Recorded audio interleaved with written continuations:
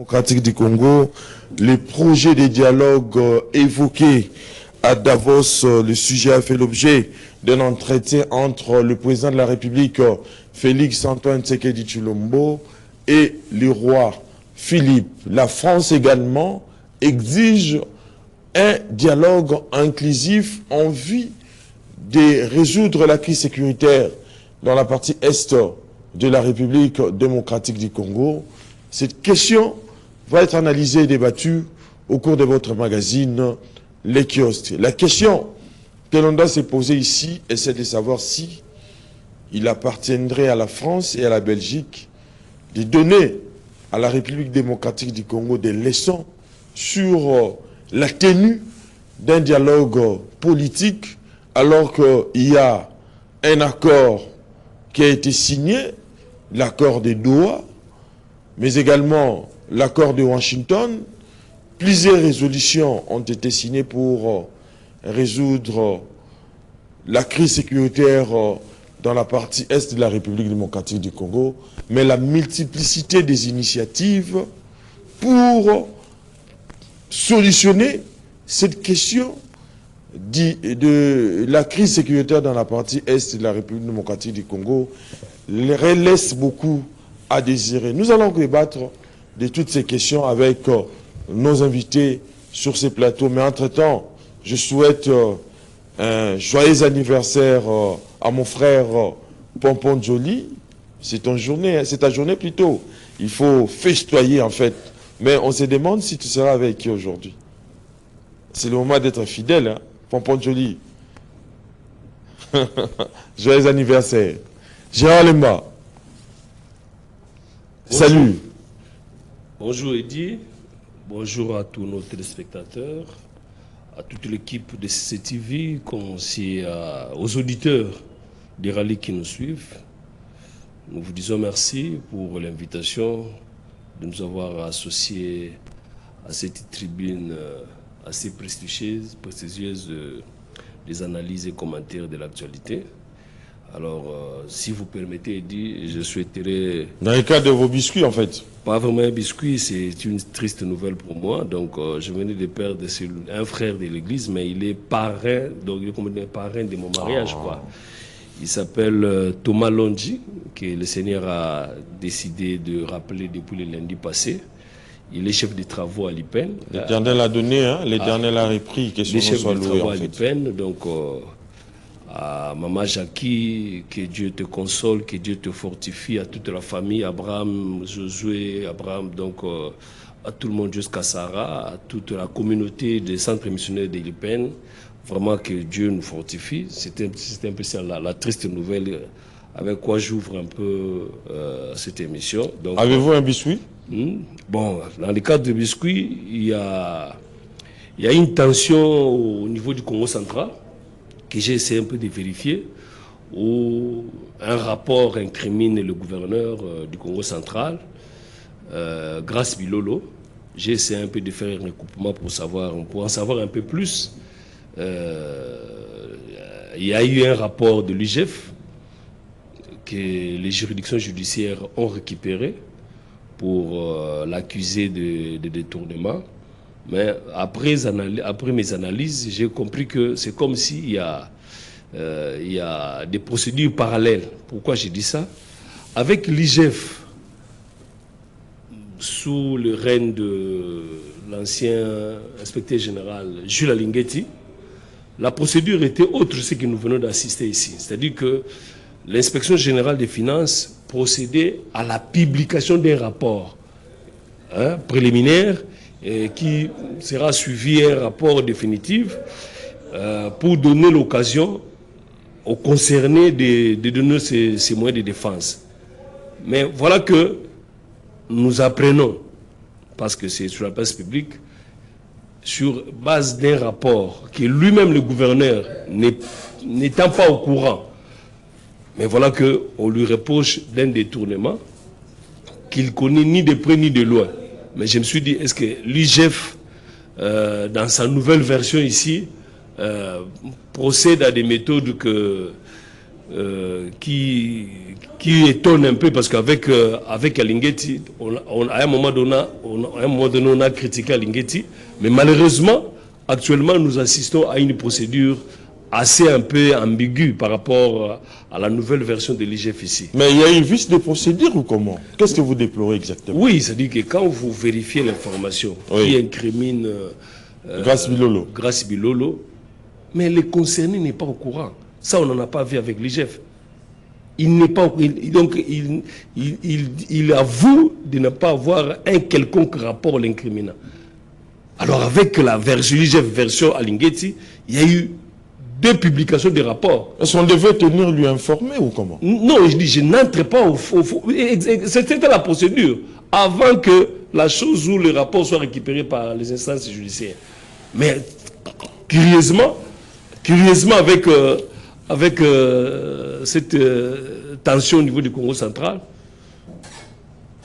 les gouverneurs à qui on incrimine, il n'est même pas au courant ni de près ni de loin. On s'est dit ça, c'est quelle procédure. Et cela tombe encore pendant que l'institution délibérante est en vacances parlementaires. Alors, qui oublie qu'il n'y a pas longtemps, le vice-premier ministre chargé de l'Intérieur a eu des recommandations ou peut-être des mesures pour dire que au nom avec tout ce que nous traversons comme contexte de la guerre, il fallait arrêter avec des motions de censure, motions de défense contre le gouverneur. Mais pendant qu'ils sont en vacances, il y a le rapport. Je me dis ceci, est-ce qu'il n'y a pas un règlement des comptes voilé? Pourquoi? Parce qu'on ne passe pas par l'institution provinciale qui est l'Assemblée provinciale. Maintenant, on passe par les juridictions sur un rapport dont le concerné ignore.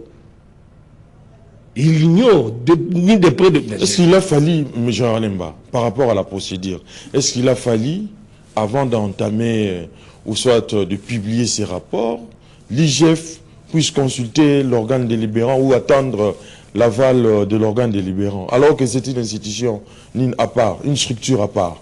Il dit, je répète ici, dans plusieurs chapitres où l'IGF, version Alinguetti, a fait du succès ici. Oui. Quelle était la procédure?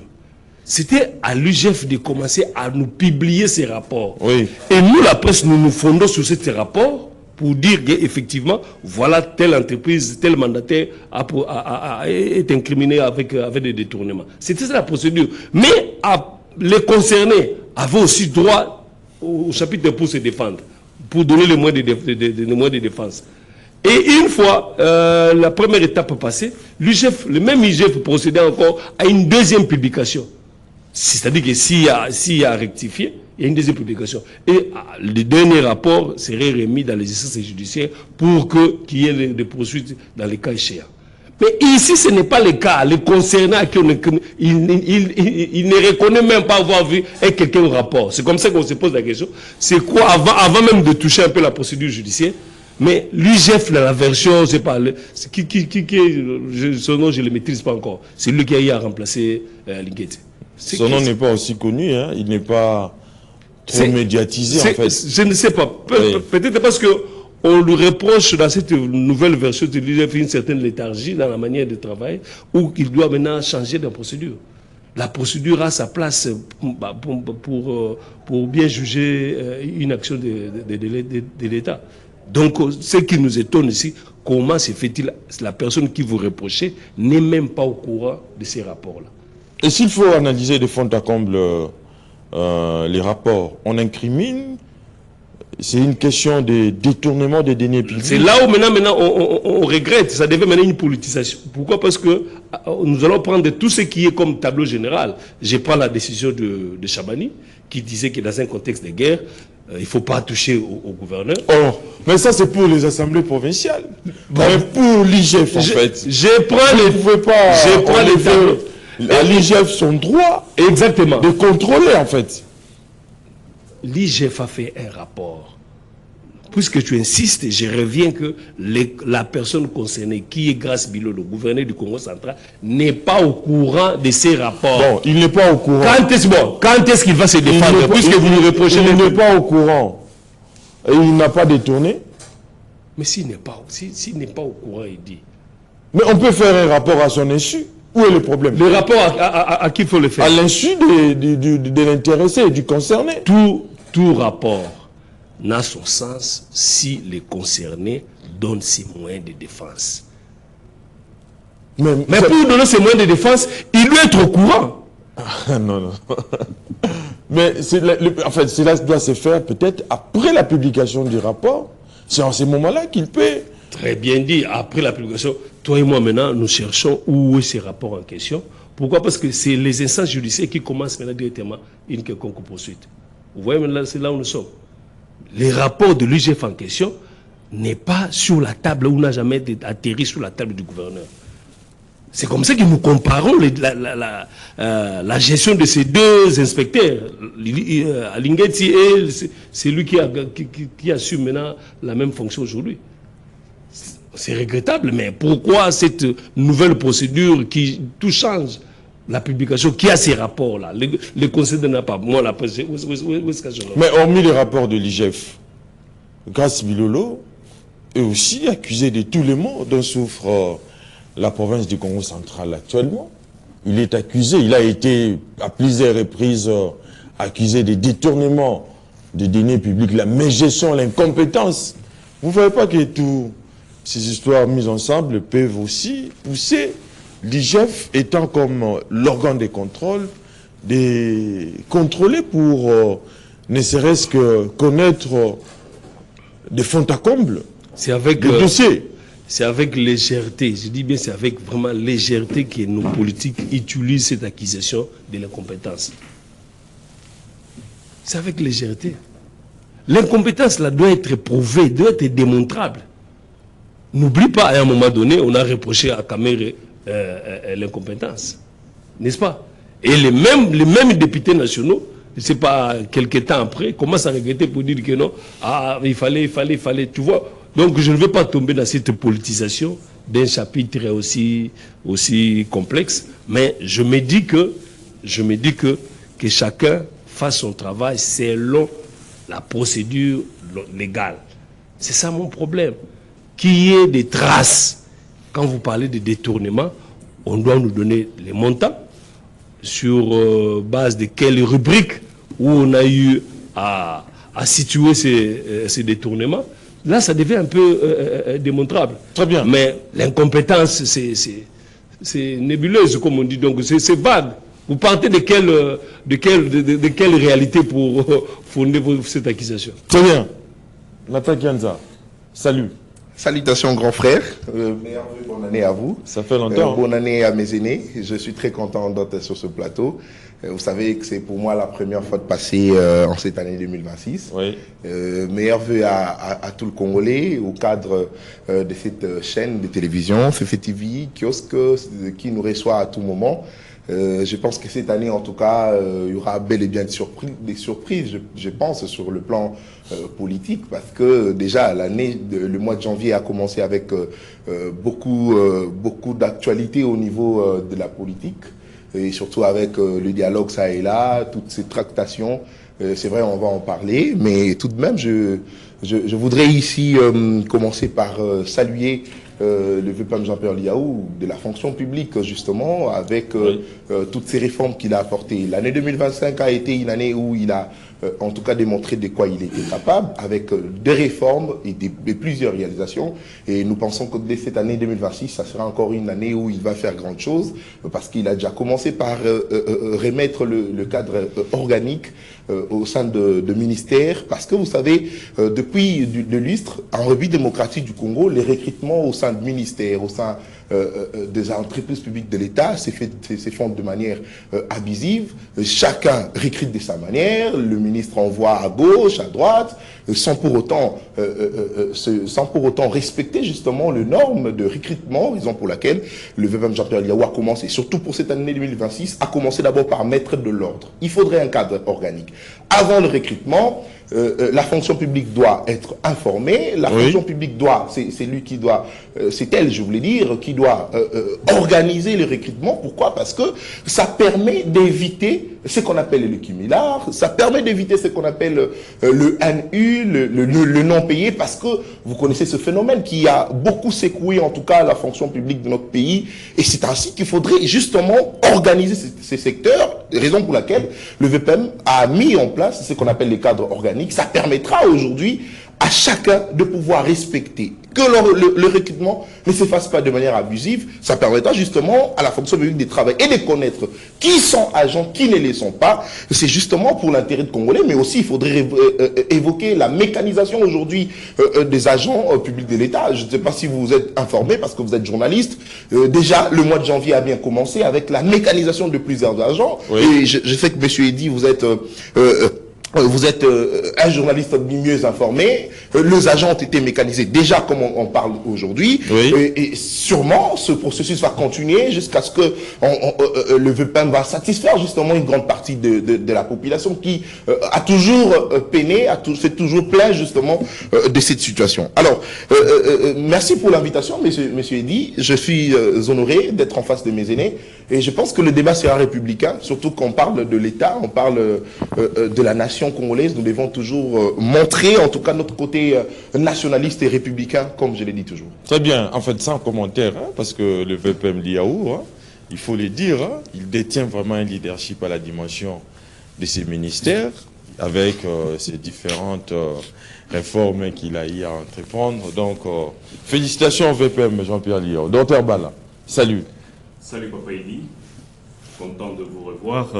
On ne dira pas une année, on est avec vous en décembre, mais toutefois c'est la première fois que je participe aussi à cette émission pour cette nouvelle année. Permettez-moi aussi de présenter les vœux d'abord à vous tous qui êtes présents ici, à toute la direction des CCTV qui a toujours pensé à nous pour donner notre petite expertise afin que le Congo avance, parce que nous sommes toujours dans un débat républicain. Mais permettez-moi de saluer, tout en présentant ces vœux aux miens qui sont au nord Kivu, au sud Kivu, dans une période tellement cruciale, une période tellement difficile, ou surtout pour cette période où tout est confus en ce moment-ci. On ne sait pas ce qui se passe réellement avec précision, parce que les gens entre eux, ils se battent là-bas. Est-ce c'est une mascarade? Est-ce c'est une diversion? Il faut tenir compte de tous ces aspects-là, mais les miens souffrent encore. Ces miens-là ne sont pas seulement là, ils sont au Burundi, ils sont à Kinshasa, ils sont à Lubumbashi, ils sont à Kalemi, ils sont à Beni. Je n'ai pas de déplacés, je n'ai pas de réfugiés. La bonne nouvelle, c'est que la France a donné la disponibilité de 85 millions d'euros en faveur de nous déplacés et de réfugiés. Nous aimerions que l'honorable Charles Sabungo, que je salue, à qui je présente aussi les vœux les meilleurs, parce que c'est lui qui a la charge de ces déplacés et réfugiés, depuis que nous sommes ici au mois de janvier 2025, c'est lui qui se bat bec et ongle afin de trouver des solutions.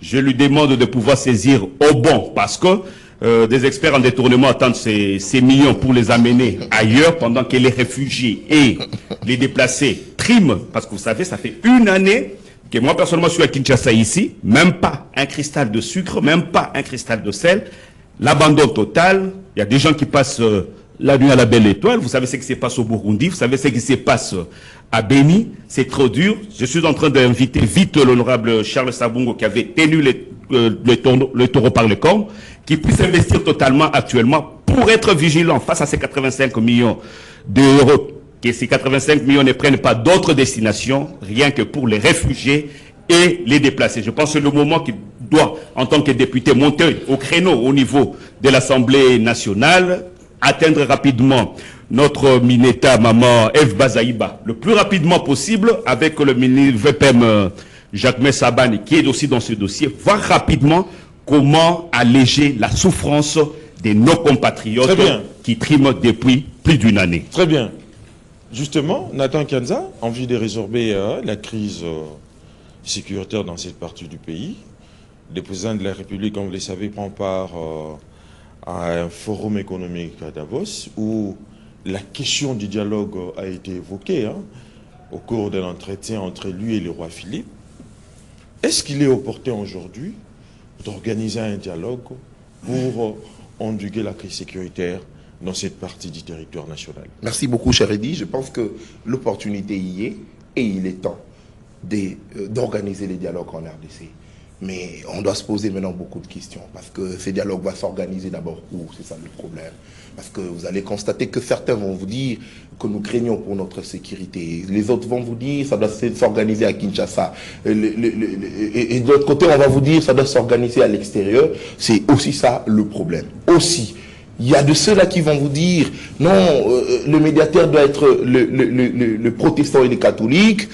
Certains vont vous dire la crédibilité de protestants et catholiques est remise en cause. Il faudrait trouver notre médiateur. En tout cas, c'est autour de toutes ces questions que nous sommes en train, en tout cas, de nous poser et tenter de répondre. Alors, je pense qu'il est temps, parce que le chef de l'État, Félix Tshisekedi, mon président à moi, amener la diplomatie. La diplomatie qui a montré en tout cas à quel point ça a semblé été efficace, parce qu'il faudrait également aussi reconnaître qu'il y a eu des retombées au niveau de la diplomatie du chef de l'État. Nous avons constaté qu'il y a eu un accord signé, bien que cet accord est entaché en tout cas de plusieurs, je dirais... irrégularités? Non, pas d'irrégularité, mais de beaucoup de choses qu'on devrait élaguer. Mais ce qui est vrai, c'est que l'accord a été signé, nous avançons. On avance. Aujourd'hui, on va dire que la diplomatie a réussi par le simple fait qu'on a constaté que le M23 ont quitté Uvira. Oui, c'est avantageux, c'est important. Mais on doit constater que le M23 quitte davantage le territoire et qui veut, même Goma. On doit constater que ces gens doivent quitter. Le Rwanda, aujourd'hui, c'est par la diplomatie du chef de l'État que Paul Kagame l'a dit ouvertement. Nous connaissons tous les velléités expansionnistes de Paul Kagame. Ça, on doit le reconnaître. C'est avec toute l'oppression, toutes les accusations du chef de l'État, Félix Tshisekedi, que Paul Kagame aujourd'hui a maintenant dévoilé justement son intention envers la RDC. On l'a dit que Paul Kagame a toujours l'intention de récupérer nos territoires. On l'a toujours dit sans preuve. Mais après, on a constaté que Paul Kagame, dans un forum quelque part, il dit le problème c'est pas Tshisekedi, encore moins les M23, le problème c'est les terres du Rwanda qu'on doit récupérer en RDC. Mais vous ne voyez pas que la déclaration de Paul Kagame, en fait, vide la question justement du dialogue de toutes ces non, ça ne vide pas la question du dialogue de toutes ces substances. Mais par contre, ça permet maintenant, ça donne davantage même l'occasion aux Congolais de s'asseoir et de parler. De parler de quoi? Et c'est dire de vérité. Dire à ceux qui sont soutenus par... En temps, Kagame réclame ces terres. Non, justement, c'est ce que je suis en train de démontrer. Kagame réclame ces terres, mais Kagame sous-traite le Congolais pour lui permettre de récupérer le terre. Et raison pour laquelle nous devons rappeler tous ce Congolais autour d'une table.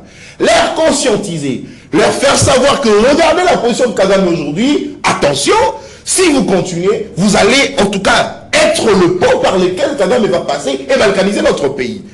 Et le fait d'organiser le dialogue, récupérer les Congolais qui sont sous-traités par Kagame autour d'une table, leur conscientiser, leur demander de cesser, ça permettra d'isoler Kagame.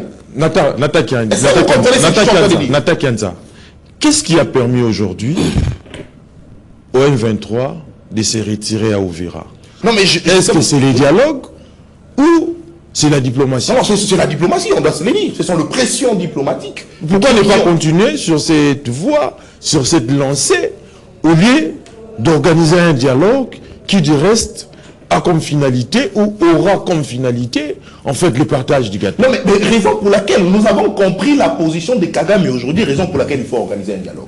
Parce que le M23 vont dire, oui nous nous retirons, mais ils arriveront à un moment dans un territoire où ils diront que nous n'allons pas bouger parce que nous sommes des Congolais. Nous n'avons pas où y aller. Et qu'allez-vous faire? Raison pour laquelle il faudrait organiser un dialogue pour isoler Kagame et le laisser devant un fait accompli. Parce que Kagame tire aujourd'hui sa force. Il est fort aujourd'hui parce qu'il manipule les Congolais. Kagame est fort aujourd'hui parce que il y a des Congolais qui ont accepté accompagner ces velléités expansionnistes pour balkaniser notre pays. Si aujourd'hui nous décidons de récupérer tous ces Congolais autour d'une table, discuter avec eux, leur conscientiser, leur faire comprendre qu'ils n'ont pas à être justement ce pont qui permettra à Kagame de balkaniser notre pays, vous allez constater que Kagame sera isolé. Et maintenant, Kagame sera déjà un fait accompli et toute la pression diplomatique avec la diplomatie du chef de l'État feront en sorte que Kagame puisse être mis à nu et là maintenant nous aurons en tout cas toute la raison de faire la guerre s'il le faut, parce que j'estime que lorsque nous allons organiser le dialogue, ce temps permettra au président de la République de pouvoir asseoir davantage l'armée. Parce que c'est la seule chose qui permettra à ce que la RDC puisse vaincre face à l'ennemi. Organiser le dialogue, oui, c'est bien. Mais la thématique, la ville qui va abriter. Mais moi maintenant, mon problème à ce niveau, c'est au niveau du médiateur. Oui. Monsieur dit, nous devons être sérieux dans ce que nous faisons. C'est un dialogue entre Congolais. Nous devons nous regarder en face, discuter, parler ensemble, poser des bonnes questions et répondre. Et mettre de garde-fous pour que prochainement, qu'il n'y ait pas de Congolais qui puissent aller encore en rébellion. Pourquoi? Parce qu'ils estimeraient que tel ou tel autre aurait commis tel ou tel autre fait. Je pense qu'il faudrait ici donner en tout cas la chance, c'est temps aux catholiques et protestants d'être médiateurs. C'est vrai, nous allons parler de la crédibilité des catholiques, mais moi j'estime aujourd'hui, ça serait honteux pour nous de pouvoir prendre un médiateur venant de l'extérieur. C'est vrai, on a vu l'Union africaine qui a peiné davantage pour que la paix revienne, pour que Kagame puisse revenir à la raison. Monsieur dit, vous êtes sans ignorer qu'aujourd'hui, si le chef de l'État s'est décidé d'aller à Doha, si le chef de l'État s'est décidé d'aller aux États-Unis d'Amérique, c'est parce que nous avons constaté qu'au niveau de la sous-région, on a échoué. Il y a eu tant de processus au niveau de la sous-région. Le processus de Luanda, le processus de Nairobi, qui ont tous échoué. Mais c'est aujourd'hui qu'on a constaté que le processus le processus de paix, je voulais dire l'accord de Washington, qui nous a permis aujourd'hui de mettre les deux présidents ensemble, de leur faire signer un accord. Très bien. On a constaté qu'aujourd'hui, Doha a permis à ces deux présidents de se mettre sur une table et de discuter et de se regarder en face. Mais pourtant, au niveau de la sous-région, nous avons échoué. C'est pourquoi moi je pense que, parce qu'au niveau de la sous-région, nous avons échoué pour mettre les deux présidents ensemble, nous ne devons pas donner en tout cas la médiation à ces présidents. Parce que vous devez reconnaître ici que même ces différents présidents, parce que j'ai vu on a publié, c'est pas moi, l'organigramme, quelque chose de pareil qui permettra à ce que l'on puisse organiser le dialogue. Vous constatez que dans cet organigramme, on retrouve même l'ancien président du Kenya, Uhuru Kenyatta. Pourtant, les Kenyans, nous connaissons la position du Kenya vis-à-vis de la RDC. L'AFC a été créé où? Au Kenya. C'est l'actuel président Ruto du Kenya qui a dit que l'affaire M23, c'est une affaire entre Congolais, rien à voir avec Paul Kagame. Donc cette nation qui dédouane Paul Kagame dans ces conflits en RDC, c'est cette même nation que vous confiez justement une partie du rôle de médiation. C'est ainsi que moi je pense humblement que nous devons remettre la médiation entre le monde protestant et catholique, discuter entre Congolais, ne pas inclure les étrangers, parce que l'exemple de Gojo en est un, et vous connaissez comment ça s'est passé. Il faudrait justement remettre la responsabilité entre les mains des protestants et catholiques, question d'organiser les élections, les dialogues en RDC. Gérard Lemba, je reviens à vous. La question du dialogue a été évoquée à Davos. La France également prône pour un dialogue entre Congolais. Sur le plan diplomatique, bien évidemment, cette idée progresse, certes, mais sa mise en œuvre reste semée d'embûches, d'autant plus que dans un contexte politique et sécuritaire tendu, selon Paris, pour parvenir à une paix durable en République démocratique du Congo, un dialogue national est nécessaire, et ce dialogue est présenté comme un gage des concorde politiques, mais également d'unité nationale. Paris a donc raison d'impulser cette dynamique du dialogue? Merci Eddy. Juste un rappel, c'est que Davos reste une rencontre économique principalement. C'est un forum annuel. L'actuel, c'était la 56e rencontre annuelle, où il y a eu plus de 2500 participants pour renforcer la coopération économique entre les États. Certes, la question de dialogue a été abordée aussi, comme vous avez dit. Bon, je rappelle simplement que le chef d'État, il a eu à intervenir sur la thématique de partenariat stratégique sur les minéraux et investissements. Bon, là, on n'entre pas parce que vous avez eu à épingler bien l'aspect dialogue. Je reviens un peu avec dialogue.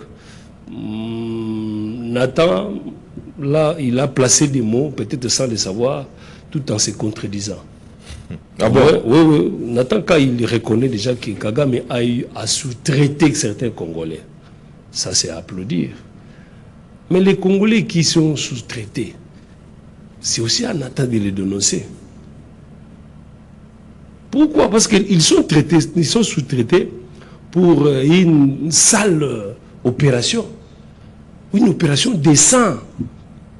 Ne serait-ce que quand c'est comme on dit, c'est une demi-vérité, un aveu, mais qui ne veut pas aller jusqu'au bout de la logique. Il avoue que Kagame a eu à sous-traiter.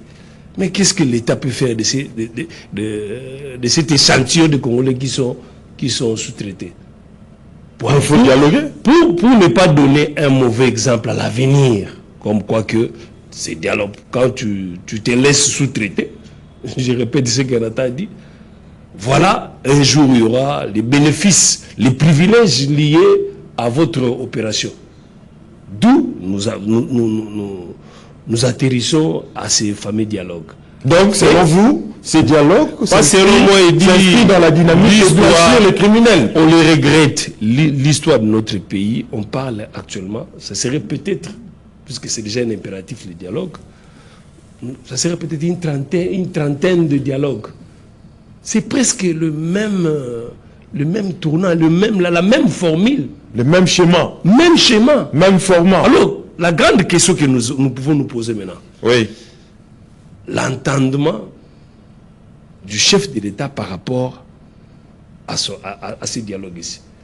Mais déjà, les voix, ce sont les puisque la finalité, fustiger cette position de la France et de la Belgique. Dans tout ce que nous avons déjà cité, la finalité, c'est que la classe politique qui en est bénéficiaire toujours, ce n'est pas la population. Rappelez-vous, 1 plus 4 égale à 0. On peut encore remonter pour prendre tant d'autres dialogues. Quel est le dialogue qui reste gravé dans la mémoire des Congolais avec de bons souvenirs? Quel est ce dialogue-là? Mais vous ne voyez pas que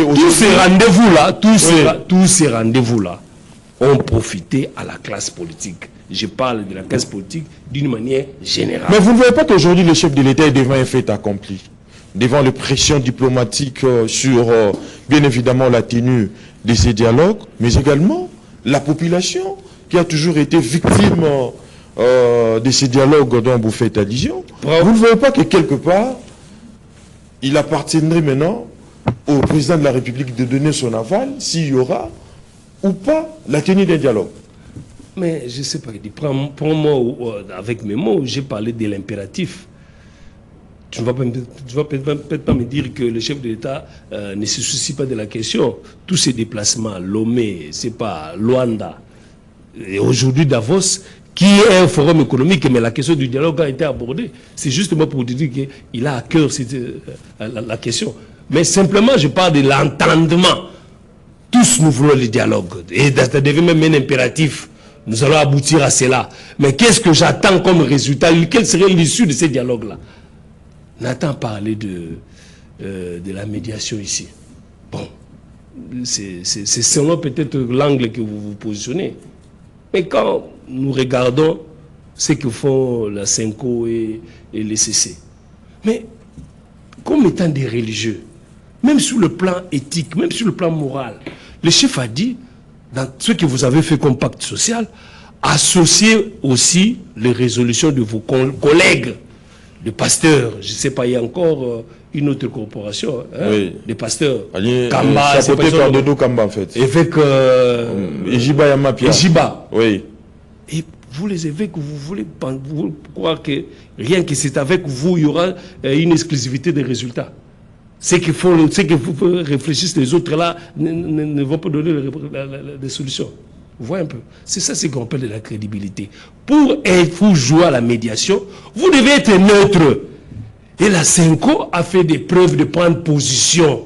C'est ça la difficulté. Pour le Rwanda, quand tu démontres, pour la rébellion. Alors, oui. Quand tu démontres avec Ruto, bien sûr, oui, je t'applaudis, il a pris possession. C'est ça la difficulté pour être désigné comme étant médiateur. Maintenant, quand tu peux parler de Senko et CC, là, tu ne vois pas.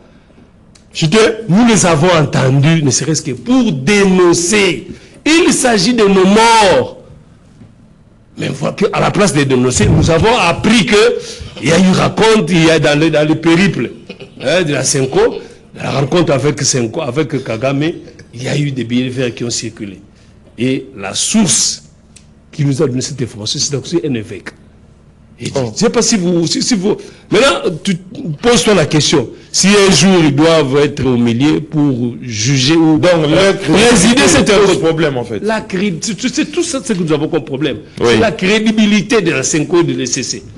Très bien. Ils ont pris position, alors ils doivent supporter les conséquences. Docteur Bala, je reviens à vous. Les dialogues. On prend toujours les dialogues pour résoudre la crise sécuritaire. Sur le terrain diplomatique, l'Angola, le pays de Joao Lourenço, disposerait déjà d'un projet d'agenda, des dialogues élaborés, mais également avec l'appui technique des évêques catholiques et des pasteurs protestants. Mais l'aval du président de la République, aujourd'hui, pose problème.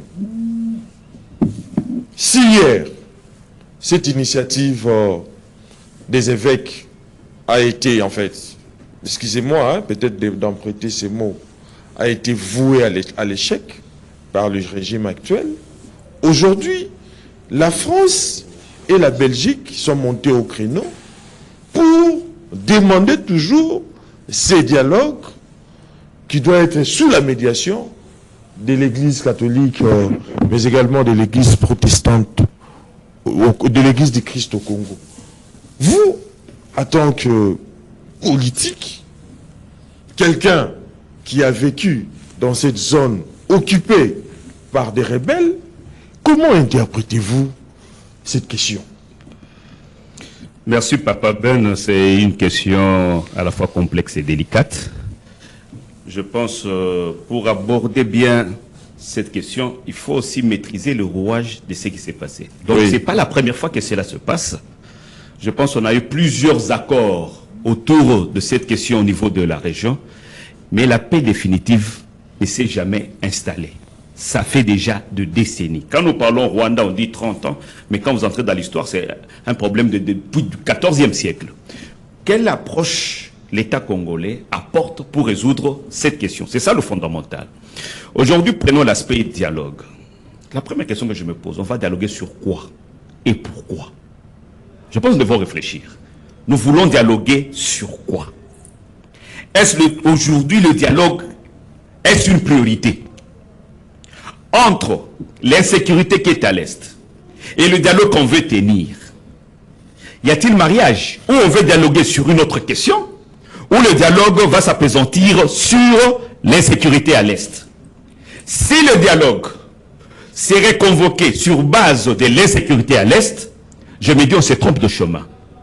Parce que l'auteur de l'insécurité de l'Est, c'est Kagame. Il vous dit que la guerre à l'Est, c'est moi. Tout ce qui se passe à l'Est, c'est moi. Je pense que le président de la République avait raison en son temps, quand il avait dit qu'il ne pouvait pas négocier avec les pantins, il fallait suivre le vrai auteur, c'était Kagame. C'est chose qui a été faite jusqu'à la signature de Washington. Mais moi je pense que ces gens du M23 et consorts là, on n'a qu'à recourir par exemple à la signature de Luanda. On peut recourir au processus de Nairobi. Ou où il était bien prévu que ces gens devaient être cantonnés à Sabignon, être désarmés, et on pouvait traiter leur situation cas par cas, et c'était repris même à Doha. Alors, pourquoi créer encore un autre forum avec ceux-là qui sont sous-traités, comme l'a dit Kianza, par le Rwanda à Doha? On en parle déjà. Maintenant, comment revenir encore sur les mêmes pendant que le patron a dit que c'est lui qui fait la guerre?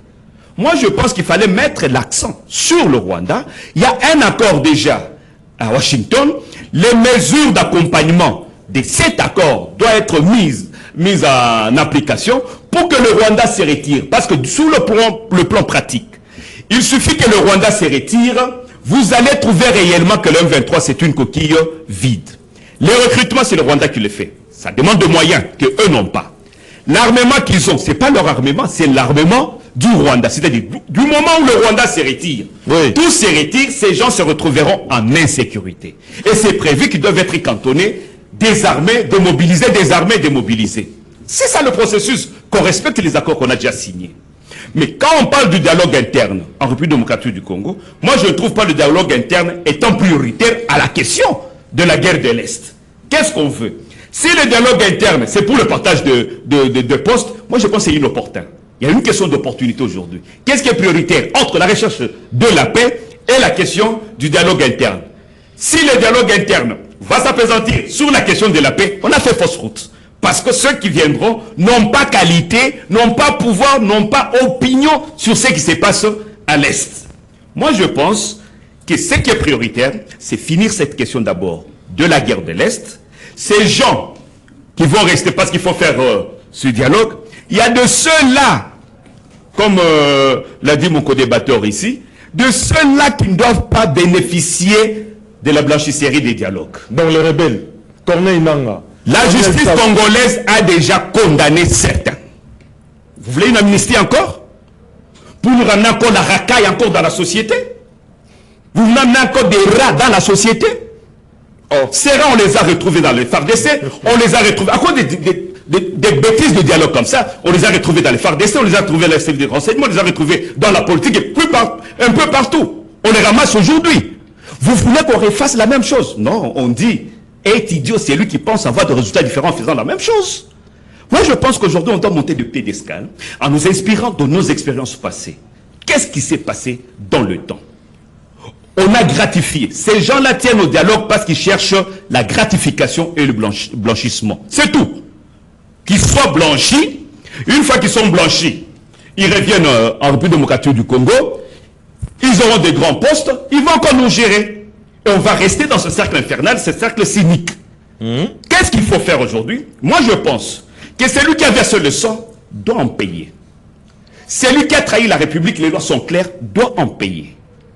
C'est dire, s'il doit y avoir dialogue, qu'on cherche ceux-là qui doivent participer à ce dialogue. Parce qu'il y a cette question de participants.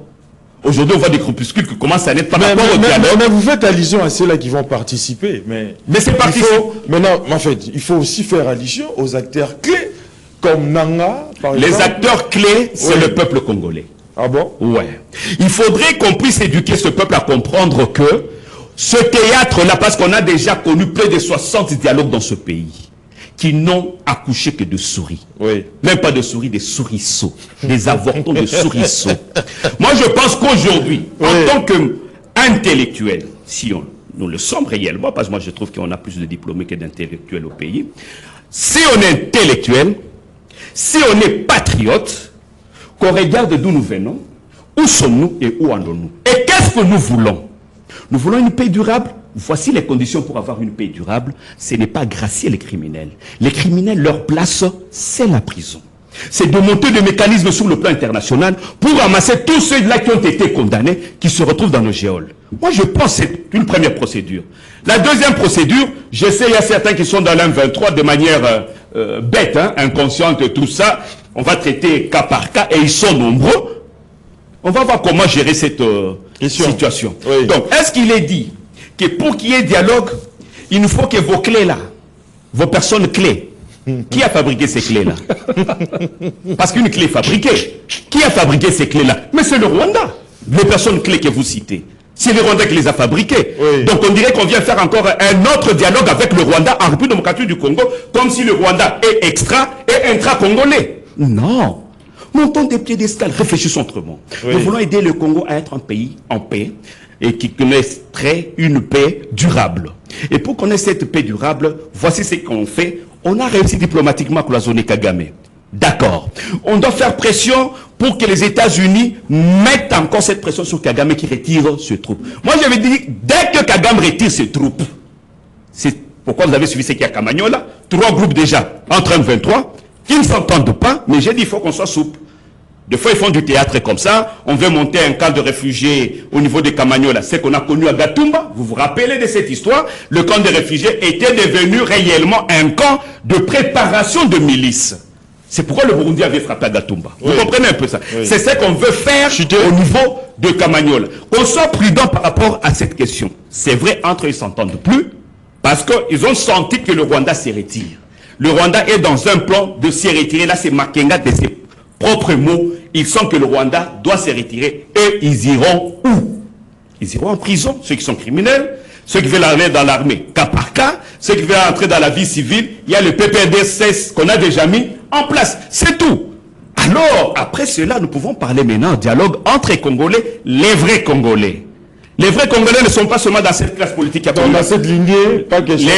Les vrais Congolais ne sont pas seulement ceux-là qui se retrouvent dans la classe politique ménopausée. Oui. Non, parce qu'on sait que la classe politique du Congo a déjà atteint sa ménopause. Ce ne sont pas seulement les vrais. Oui. Les vrais, moi je crois sur cette question du dialogue, j'avais déjà donné mon point de vue. Au lieu de parler d'un dialogue, il nous faudrait un forum national sur des questions cruciales du Congo et des Congolais. Pas sur des questions des politiciens qui vont se partager les postes. Non. Bien. Quels sont les réels problèmes du Congo? La sécurité. Oui. Oui, on peut en discuter. La sous-alimentation, on peut en discuter. Les infrastructures, comment est-ce que nous pouvons faire du Congo une grande puissance d'ici 10 ans, 20 ans? Moi, je pense que c'est ce forum-là qui nous manque pour asseoir ce qu'on appelle le schéma doctrinal politique en RDC. On n'en a pas. Quelle est la philosophie politique de la RDC? On n'en a pas. Quelle est la doctrine idéologie politique de toute notre nation? On n'en a pas. Moi, je pense s'il y a un forum comme ça, où on veut reconstruire le pays ensemble, fils et filles ensemble, moi, je suis pour ce forum. Mais si c'est un forum où on se met là-bas, on doit discuter, médiateur, pas médiateur, qui peut l'être, ne peut pas l'être. Si on va prendre Joao, tous ceux qui sont maîtres d'une Rwanda vont dire non.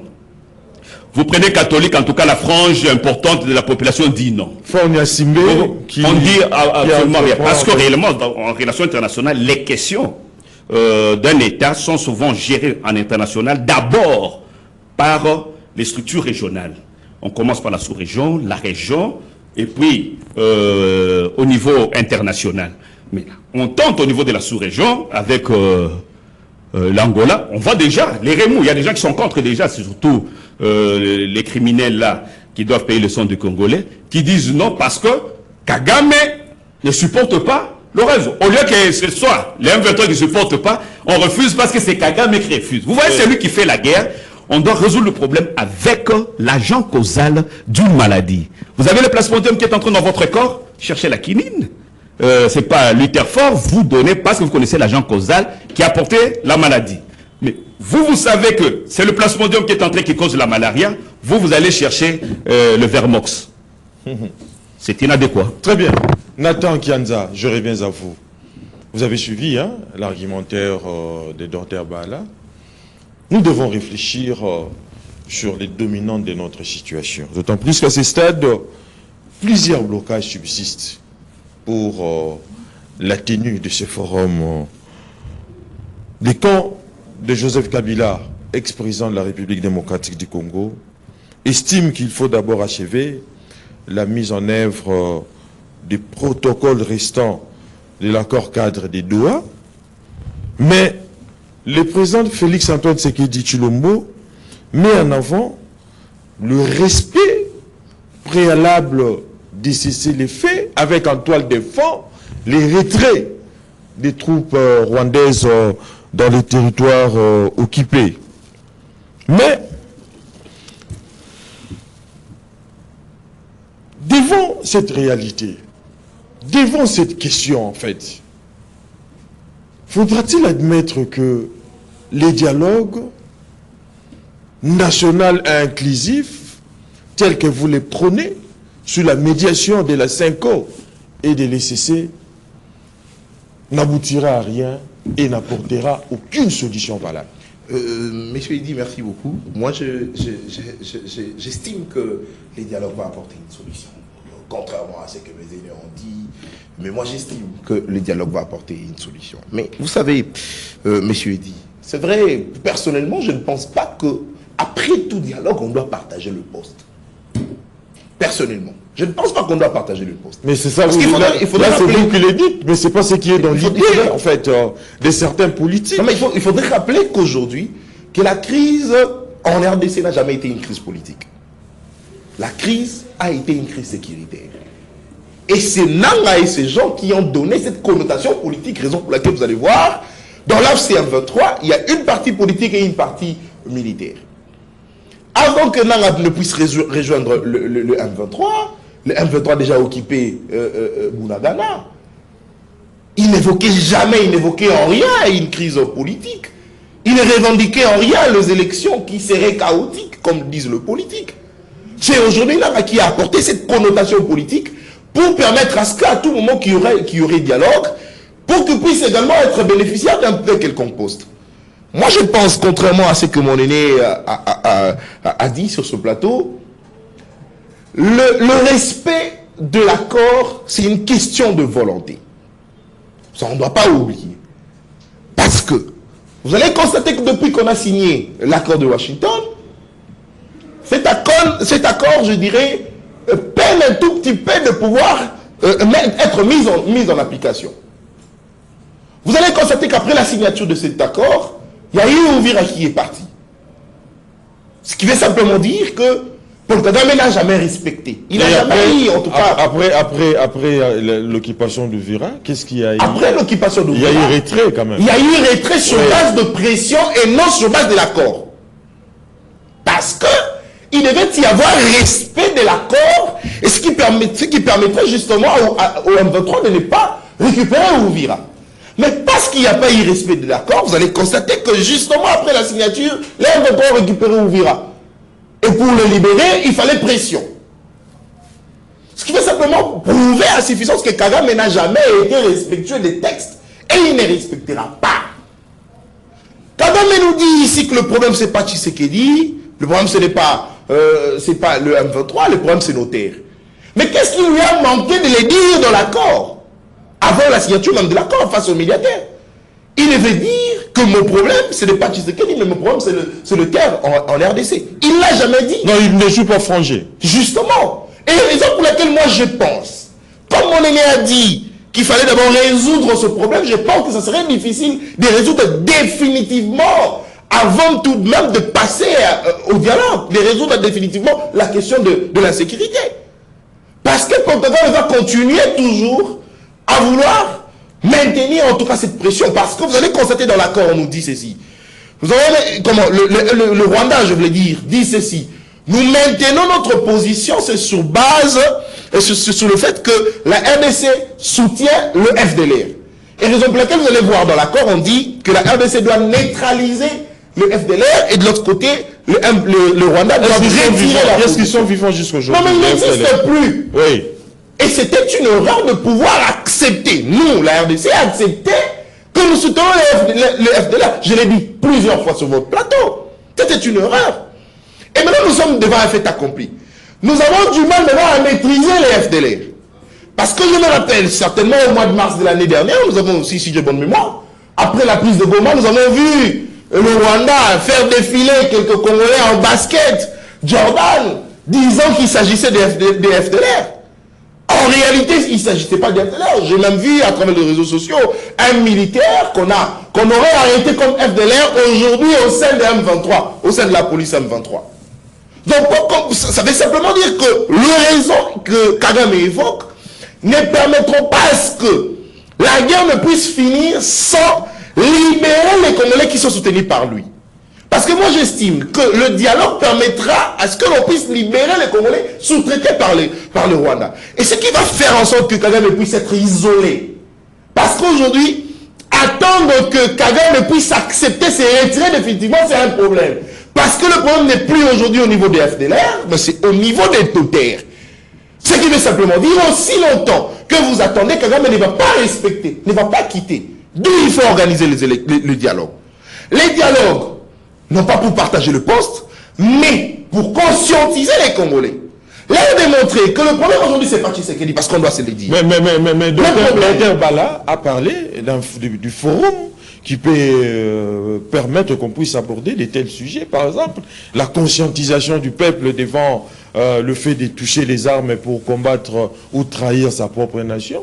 Il y a des assises comme ça qui peuvent au moins permettre qu'il y ait cette conscientisation dont vous faites allusion, au lieu de procéder carrément au dialogue, car le format du dialogue pose d'énormes problèmes. Justement, c'est ce format qu'on a toujours l'habitude d'utiliser en RDC. Et d'ailleurs, lui-même a bien dit que ça a toujours couché des souriceaux. Je sais que c'est sans ce mot. Mais vous savez que ce forum également va poser un autre problème. Parce qu'on va vous dire que la mise en application même des résolutions posera un problème.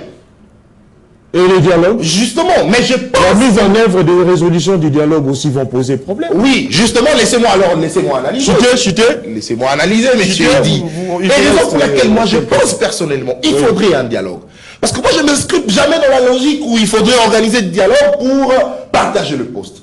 Dans ces dialogues, nous allons dire aux Congolais, nous allons dire à ceux-là que, en toute honnêteté, le problème de l'Est, ce n'est pas un problème de Tshisekedi. On doit se le dire. Le problème de l'Est, ce n'est pas un problème de Tshisekedi. Le problème de la guerre, c'est un problème de Congolais.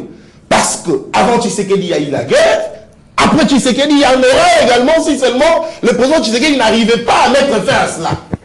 Raison pour laquelle il faudrait dire à ces gens qui acceptent d'être soutenus par le Rwanda que si aujourd'hui Tshisekedi partait, même ceux-là, s'il prenait le pouvoir, le Rwanda, parce que son objectif c'est de récupérer les terres, aussi longtemps que le Rwanda n'a pas récupéré les terres, le Rwanda va continuer toujours à nous adresser. Très bien. Raison pour laquelle moi je pense qu'autour de ces dialogues, on doit se les dire. Ceux qui ont touché des armes, le cas de Daniel Safou, par exemple, parce que c'est un cas qui a pratiquement choqué les Congolais parce qu'il a plusieurs fois été resté sur vous. Si on a connu Daniel Safou pratiquement en RDC, c'est sur base de Jean-Jacques Mamba aussi. Justement. Donc ce sont des cas qui ont choqué les Congolais. Oui. La raison pour laquelle moi je pense personnellement que si nous allons au dialogue, ça ne doit pas être un dialogue qui va permettre à ce que demain Daniel Safou devienne ministre. Parce qu'il n'a pas pu, de manière démocratique, devenir, être réélu député et être ministre, lui permettre à travers la rébellion de devenir ministre. Ça, c'est faux. On doit conscientiser. Ce dialogue va permettre simplement à ce que l'on puisse conscientiser les Congolais, leur dire que voilà, ce que vous faites, vous n'avez pas raison. Voilà un Tolobi, hein. Justement. Voilà un Tolobi, en fait. C'est pas dans leur entendement. Non, mais justement. C'est-à-dire, est-ce que est-ce que il va comprendre de cette façon-là? Non, mais c'est cette classe politique. C'est cette classe politique que nous n'avons pas besoin dans notre pays. Nous n'avons plus. Regardez, le monsieur de Fonis vient de ressusciter. J'ai suivi une de ses déclarations, il dit nous devons organiser les dialogues. Il aime ça. Il aime ça. Depuis mon enfance, le mot qui sortait dans la bouche de Lénapoï, depuis mon enfance, c'est le dialogue. C'était que le dialogue. Moi, je l'ai connu qu'à travers les dialogues. Vous allez constater, il vous parle des dialogues inclusifs. Aujourd'hui, il est pas moi au Sensa, c'est pas moi Sensa, qui ne représente plus rien. C'est ce qu'il aime bien. Les institutions budgétaires. Ce sont des gens qui ne sont pas là pour l'intérêt de Congolais. Cette classe politique, il faudrait les laguer. Et c'est ainsi que moi je pense que ce dialogue permettra à ce que l'on puisse mettre en tout cas des jalons, permettra à ce que le chef de l'État puisse s'organiser. Parce que lorsqu'on va discuter, on va continuer à former notre armée. Très bien. C'est cet aspect de choses qu'il ne veut pas oublier. Très bien. Nous discutons, nous formons notre armée, nous discutons, nous discutons. Et des apaisements. Mais tu as beaucoup parlé. On nous fait signe que l'émission est presque à sa fin.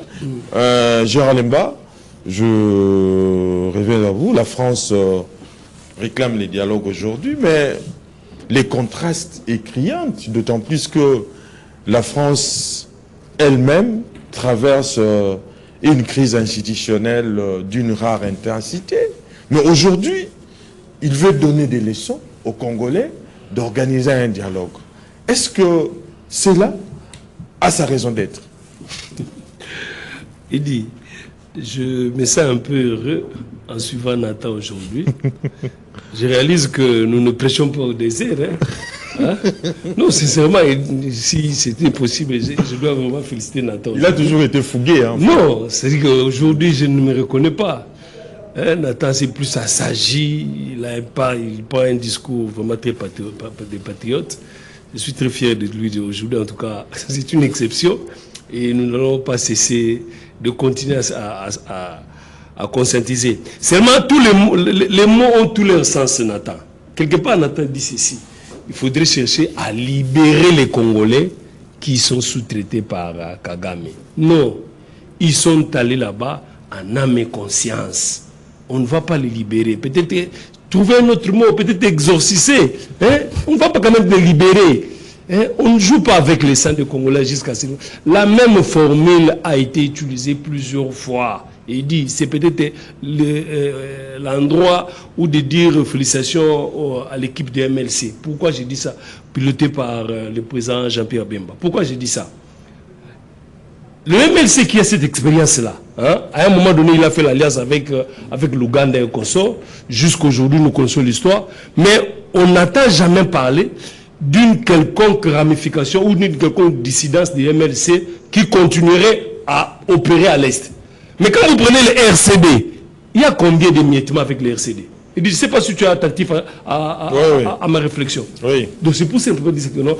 Tant que c'est le même pourvoyeur, on peut beau exorciser ceux qui sont là-bas, l'amener ici avec des privilèges, mais les pourvoyeurs, il faut encore créer dans d'autres. Presque les mêmes officiers, les mêmes militaires qui étaient dans certains RCD, on les a déversés au M23. Donc pour vous dire que la source de notre malheur est bien connue. Peut-être les gens, on n'en parle pas assez ici, il faut donner aussi l'information. J'ai suivi, je crois, sur RFI. On nous dit que quand le FARDC a récupéré Ouvira, hein, la reprise de Ouvira par nos FARDC, nos voyants militaires, plus de 1000 personnes, des 1000 Congolais qui ont les faciès nilotiques, ont fui la ville pour aller, c'est pas dans la forêt au Kosovo. Oui. Et la plupart ont les mêmes faciès nilotiques. Bien, ce qui est bien, c'est qu'il y a eu un communiqué de l'armée pour les ramener à la raison, pour dire que non, ne soyez pas instrumentalisés par l'ennemi, venez, nous ne sommes pas là pour ça.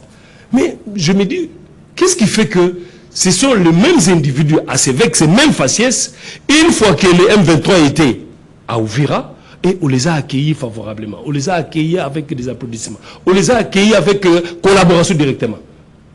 Donc il y a une seule tribu dans ces pays, ici sur les 450, qui préjudicie les 400, c'est pas 449 d'autres. Mais ils parlent de la minorité, ils sont minoritaires. Quelle est la tribu qui n'est pas minoritaire? Il dit, vraiment je les regrette. Comment c'est fait? On nous parle, ils sont de 1500 ou 1600 dans la forêt. Pourquoi? Parce que ce sont nos FARDC qui ont récupéré Ouvira. Vous voyez maintenant le nom du problème. Le vrai problème. Mais le chef de l'État l'avait aussi bien dit. Nous les Banyamulenge sont des Congolais. Exactement. Ok, très bien dit. Maintenant, eux-mêmes, les Banyamulenge, comment ils ont réagi par rapport à cette déclaration du Banyamulenge? Tu as suivi Moïse Diamugab? Tu as suivi? Pour dire que lui, il serait peut-être plus congolais que le Félix Antoine Tshisekedi. Tu n'as pas suivi. Donc, nous voulons voir ces Congolais, chuter de faciès nilotique. C'est hasard de la nature, ça c'est la décision divine.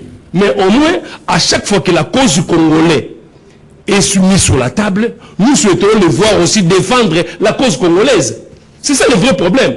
Nanga qui parlait que, je crois lors de l'échange de vœux, il a dit que pour cette année, il n'y aura pas un autre mot si ce n'est qu'avancer, avancer. Aujourd'hui, aujourd'hui, qu'est-ce que nous pouvons dire à Ouvira? N'est-ce pas qu'il a reculé? C'est juste pour réveiller la conscience des Congolais. Ça va, merci. Monsieur Dr Bala, je reviens à vous, mais la France réclame les dialogues, mais également la Belgique. Mais lorsqu'il s'agit de la République démocratique du Congo, notre pays, la France et la Belgique, dans un réflexe, je dirais, de l'histoire, auraient dû, je dirais, corriger et se permettre aujourd'hui d'exiger un dialogue politique, alors même que les médiations africaines sont à l'œuvre. Elles vont jusqu'à même en préciser les formats, celui de l'ECC, mais également de la conférence épiscopale nationale du Congo, qui est la CENCO. Vous ne voyez pas que cette posture ne relève pas de la sollicitude, mais d'une ingérence patente des affaires intérieures d'un État souverain. Bon, sinon, pour moi, tout tient compte de notre posture face à l'extérieur. Oui. Comment nous nous comportons à l'extérieur. Est-ce que la France nous a imposé? Je pense non. La France a donné une recommandation. OK? C'est à nous de prendre où j'étais. Mais je pense que le président de la République avait répondu à cette question bien avant, quand il était au Caucasistan, quelque chose là, devant les Congolais. Il leur a dit tout simplement, il est pour le dialogue, mais pas ce dialogue-là. Le dialogue de la CENCO et autres. Si la France réagit, on sait comment ça s'est passé, la CENCO SCC à Kigali, donc c'est boutiquier quelque part. Comment est-ce qu'on a facilité? Par les opposants, par la CENCO. C'est Kagame qui a facilité le contact entre la CENCO et Macron qui les avait reçus. Ils sont restés dans une même logique. Et vous savez, demander au Rwanda de se retirer, la perte de tout ce qu'il y aura, c'est la France qui est la première partie perdante dans tout ça. Vous connaissez le rôle du Rwanda vis-à-vis de la France, que ce soit au Mozambique, en République centrafricaine, tout ça. Vous connaissez le rôle du Rwanda vis-à-vis de la France. C'est tout à fait normal que la France entre dans le jeu du Rwanda pour chercher à amadouer le Rwanda. Mais je ne vais pas entrer dans tout ça parce que Macron devait commencer à... quand il avait des problèmes de gilets jaunes qu'on sort là, aujourd'hui on sent une certaine illégitimité. Il perd vraiment en termes de sondage. Il devait d'abord se préoccuper de cela pour voir comment il peut faire passer son dauphin. Nous aussi, nous nous occupons de nos problèmes français. On est ouvert aux autres, on vous écoute, mais nous devons faire preuve de souveraineté et de dépendance nous-mêmes. Donc tout cela tient compte de la classe politique congolaise qui se fourvoie dans ce qui n'est pas important. Oui, alors, Nathan dit que la crise n'est pas politique, elle est sécuritaire. Non, non, la crise congolaise n'est ni politique, ni sécuritaire, ni économique. Elle est une crise mentale et morale. Si mentalement on est éveillé et moralement on est patriote, on ne peut pas arriver. Donc les crises, les crises qui sont à la fois politiques, économiques et sécuritaires découlent de notre irresponsabilité nous-mêmes. Ce sont des papas. Imaginez-vous, Nathan, quelqu'un qui était président de la République pendant 18 ans va prendre les armes, se retourner. Vous allez dire ça, c'est une crise sécuritaire. Président de la CENI. C'est de l'immoralité assise. Corneille Nangaa. Président de les gens des grandes institutions. Vous prenez à moins que vous n'avez pas compris, ne dites pas ce que moi je n'ai pas dit. Vous prenez. Non, il n'incrimine pas aussi. Il n'incrimine pas, non. J'ai constaté le problème. C'est dans l'esprit. Ça va dans les sens de l'esprit de lui également, il ne t'incrimine pas. Je ne pas incriminé. J'ai plus le mot. J'ai plus seulement le mot. Vous avez un chef d'état-major. Vous savez ce que c'est un militaire. Mais c'est pas n'importe qui. Nous sommes le seul pays où on voit les militaires faire ce qu'ils font. Un militaire, c'est le plus haut citoyen de la République. Il maîtrise tout de la République. Mais c'est chez nous qu'on voit des choses comme ça.